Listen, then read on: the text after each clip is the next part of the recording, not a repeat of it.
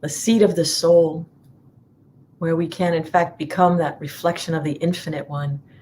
And I'd like to start this talk off with one of my favorite quotes that I believe I found in a book called The Artist's Way, which I would very much like to teach this year at some point, because it had such a profound effect.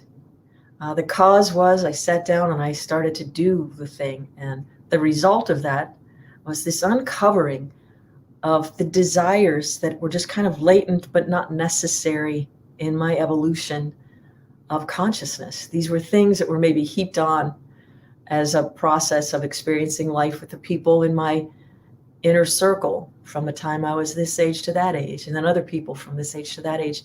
And we just take these things on until we become aware that we're doing these things, if and when we become awakened and aware. And may this simple prayer, may I become a reflection of the infinite. This quote is by Gita Bellin, and it's, there are always risks in freedom. There are always risks in freedom. The only risk in bondage is that of breaking free. When you think about this, it reminds me of something quite hilarious. When I read it, the first thing I thought about was this little dog named Chipper, who was the pet of a friend of mine. And sometimes I would be visiting my friend when remember the paper boys and girls? Remember when children used to come to your door and like put paper in it? Or actually bring, and instead of somebody pulling up to the sidewalk and throwing it from a car, or just getting it online now. But anyway, the paper boy, in this case, it was a little boy, would come over to the house, and every time this child would come to the house, Chipper would just flip out. The dog was the coolest, tamest dog ever, but somehow, I don't know if it's just in the DNA of dogs to bark at paper boys. I don't know. And he would run to the door, and as if he was going to do something to this person, but he would never have done it. Then we would get the paper, and then Chippy would go back in and just lie down. Well, one day, Chipper runs to the door, same thing. The newspaper carrier comes to the door, rings the bell to get, collect for the week. And Chippy just runs up, dives at the door, and ends up going through the screen and lands on the porch. The only risk in bondage is that of breaking free. But then what do you do once you get there? He didn't know what to do, because in fact, he had no desire to bite the kid, but he didn't know what to do with his newfound freedom and the opportunity to do the thing that he thought he wanted to do this whole time. So he just kind of stood there with this look like, I just went through the screen, and the poor kid was terrified. And I just picked up the dog and brought him back in. But he sat there kind of confused, as we all were, for a few minutes. Like, he finally broke free, but didn't know what to do. Did you ever have that feeling where you finally got yourself free from a thing, and only to realize that we had this idea of, maybe like you, I've had this idea, like, if I could get away from this person or this situation, I will be free and it'll be so much better. But you recognize that actually the thing that was the problem was something that was wrong with my thinking. I was part of the problem. Sometimes it is a situation that we want to get ourselves free from, which requires great courage. We're going to talk more about courage in a couple of weeks. Next week, Reverend Christie's up, but in 2 weeks, we'll talk about courage and how it takes great courage to enjoy freedom, or to get ourselves free from a situation, to dance with the unknown. Sometimes, we stay in a situation because we know what the situation is, but the courage to break free into the unknown, a whole bunch of other things, it requires deep intention of knowing that we're connected to the source of all of it, that will take care of our needs even before we know what they are. We'll be led to a person, a place, or a thing, or a situation that will help support us in our good and rightful duties of soul exploration and connecting with infinite source. Doesn't mean it's always easy. I think in teaching, I'm realizing more and more of us have a similar experience, where we have this idea of, once we're spiritual or once we're enlightened, there'll be no more challenges. No, wouldn't that be great though? That would be kind of awesome. The thing that shifts is how we respond and how we participate with challenge. We are the ones that change. We don't change the world. The world does not change for us. We change ourselves, and therefore the world around us shifts. Our experience shifts. Our freedoms. I was listening to a talk by Brother Chidananda. He was talking about, from Self-Realization Fellowship, he was talking about freedom. And one of the things he was sharing was like this idea, maybe this resonates with you. You know, we could think we're getting away from maybe ice cream. Maybe we just want to keep eating copious amounts of ice cream. And we could get ourselves as far away from ice cream. We could put ourselves atop the mountains, like the Himalayan or the Himalayas, however you say it, up at the top of the mountain, as far away from ice cream. You're sitting around ice, but as far away from ice cream as possible. But if you're sitting at the top of the mountain thinking about ice cream, are you still free? Or are you as free as the human who can say, I don't want to eat ice cream anymore, and can go to a party that's being held at an ice cream parlor and walk in and have no desire to eat ice cream? Like, I really am free from the desire to eat ice cream. Think about the desires you have. And desires can be endless. Even if we have the desire for desirelessness, that's a desire too. And desirelessness is not non-attachment. I think sometimes there's this idea that desirelessness is different than, it being detached, as in a way of like muting a feeling. It's actually not having the feeling at all. It's being in a neutral zone, participating fully with spirit 100% of the times. For example, sleep is all right, no sleep is all right. Eating is all right, no eating is all right. Just getting with, my plane takes off on time, it doesn't take off on time. Knowing that there's a bigger cosmic situation happening. What I'm not saying is don't eat and don't sleep.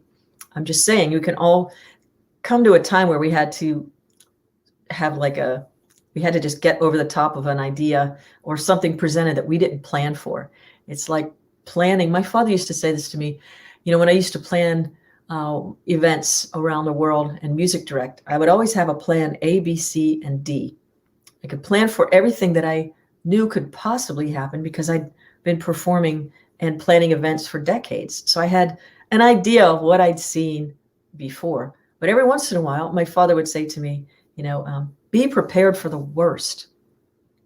And it wasn't that he wasn't a confident person. It was just he'd seen a lot of things go, off the tracks sometimes. But I would plan for the worst and expect really the best. So if I knew that I had a plan for all these possible things that could possibly go wrong or off the mark, I could open more readily to prepare for whatever the infinite wanted to have happen in that moment, for whatever reason. Things that I can't see or don't have linear understanding of why this just couldn't work out the way we planned. There was something else at play. And sometimes, it's those things that are so different that make them most memorable. So opening up to the possibility that challenge is somehow for us. We don't invite challenge all the time. Like, I want this to be the most challenging day of my life. I don't know anybody that says that, but we could say something like, today will be the best day of my life. This day I will start with a new determination to dedicate my devotion forever at thy feet of omnipresence. When I start my day with that affirmation, I feel like I'm arming myself with the realization of, I love you and I don't know. That's one of the things I say a lot. So like these steps toward freedom, let's just start with a couple things that I know I've used to allow myself to explore this inner world, this introspection. So we are, humans experience existence on several different levels, but we'll just talk about the three most commonly talked about or recognized. And there are degrees within each of these levels, but there's the astral, the causal, and the physical. Most of us are dealing with the physical realms of life and existence on the planet. Like, how do I get my needs met, my desires? So I thought it would be interesting if we just broke it down in just a few steps for the week. Maybe we can start practicing this. One is be careful what you think. So step number one, pay attention to what the thoughts are. Natalia and I do that with the thoughts. I was thinking I could be another Lincoln. You all know the rest of the song. So pay attention to the thoughts we think, because thoughts are things. Thoughts are things, but thoughts are prayers also. When we think, so if we're sitting at the top of the mountain in the Himalayas and we're thinking about ice cream, we're still attached to ice cream. We have ice cream consciousness instead of God consciousness. Whatever the thing, you could say, I'm done with that. You walk away from it and all we do is think about it. We're not really done until we stop it on all levels. So paying attention to what we think at a time. And in order to pay attention to what we think is putting something on pause. Pay attention to what we think, just carefully, instead of reacting to something, put it on pause so we can carefully respond in a way that creates a new pattern of energy, a new wave. Number two, okay, so we're going to pay attention to our thoughts. And then number two would be this old adage of look before you leap. Remember that one? Don't just dive into it. Think about it before you take that step. What is this going to be? And if there are things that you can realize are going to happen immediately, are these things for me? Are they helping my spiritual evolution? Are they helping me to bring forth that reflection of pure consciousness? Or am I creating a lens that's going to, I don't know, put an impress over my pure reflection of my soul? Like, what is going to happen next? And then analyze the difference between needs and desires. So we as human beings, we do have basic needs for food, for sleep, for shelter. Those are needs. And then from there, what kinds of things do we need to eat? How much? What does our house need to look like? Have whatever you'd like, but let's just recognize there's a difference between needs and desires, because desires are endless, and they don't give us that lasting happiness that the bliss of the soul can. In just a really beautiful, deep meditation, we can really feel the bliss of the soul that is lasting. So analyzing those three things, those 1, 2, 3 are steps, our thoughts and desires from true needs. And then step 4 is something I started doing a while ago. And I think I started when I was a child, because I had to do this with my parents. And this one is, step 4 is think at least 3 steps ahead. If I do this thing, what kind of wheels am I setting into motion? Try to think the next 3 steps. All right. So, like if it's to go to the party or not. All right, we go to the party. We do this. This one will probably be there. That one will be there. That's fine. Or I go to this performance. You can do this in a visualization too. I show up at the performance venue. I open up to the infinite. I sing my heart out, and the place is transformed. And so am I. Those are 3 steps ahead. But 3 steps ahead, when I said I started it when I was a kid, my parents, before I could even ask for the car or to go someplace, when you're young and teenager and you want to take the car or you want to go to a party, my mom would always have lots of questions. So I had to prepare. I always had to be 3 steps ahead of them. So this has served me well. What are they going to ask me, and how am I going to respond? My father's would be, before we could even ask for the car when we were kids, we had to have washed it and in some cases waxed it before we could even ask, because he knew we had some kind of an investment in it, that we cared about this thing as much, or at least a little bit, as he did. So we were invested in the family car and recognized it didn't just belong to us. So thinking a couple steps ahead, is doing this thing going to give me the desired result? It's going to take me closer or move me further away. And that's always a really good one. And so analyze your current state. Analyze your current state. Where are you right now? And what do you really need to help progress your soul's calling? I'm going to invite you to incorporate some kind of an introspection practice, whether it be meditation or journaling. And I was talking about The Artist's Way by Julia Cameron. What a fantastic book. And I think I am going to teach this class. Maybe Natalia will jump in with me. We could teach it together. But it's a way of just analyzing what is happening inside. There's a way we get into the subconscious mind of things we don't even realize are working in the energy field of who and what we are. And so Yogananda says, don't play with the storms of desires. Desires are endless. Get away from desires. He tells this great story of a person who is a saint, and he went to the ashram. And in the ashram, there wasn't much, but he thought his idea of going to the ashram would be to just be able to just sit and think about God and meditate, 24/7. But there was work that needed to be done there too. To be there, you had to, help sweep or clean, or there were things that needed to be done. There were jobs to keep the place up. So he said, I'm going to leave the ashram. I'm out of here because it's just too much work. I just want to be with God. So his master said, fine, not master over him. When they say master, it's one who has mastered themselves. So it wasn't like that. So his teacher said, go ahead. So first thing he took like a bowl and an extra loincloth. And he goes to sleep one night and he wakes up to realize that a little mouse had started to chew away at the loincloth. So he's like, oh my gosh. So he goes to the villagers. He was considered a saint. And he goes to the villagers and he said, there's a mouse munching at my loincloth. So one of the villagers said, that's simple, Master. Why don't you keep a cat? He said, I have a cat. I'll give you a cat. So now he's got a cat that he needs to take care of so that his loincloth, the other one, doesn't get munched. But every day he had to go to the village to get milk for the cat. So he said to the villagers, I'm not sure about this. Now I have to try to find milk every day for this cat. And another villager said, great sage, I have a cow. I'll give you a cow and you could have all the milk you want. So he said, that's a good idea. So he takes the cow. So now the cow produces the milk for the cat. But now he has to figure out how's he going to keep this cow fed?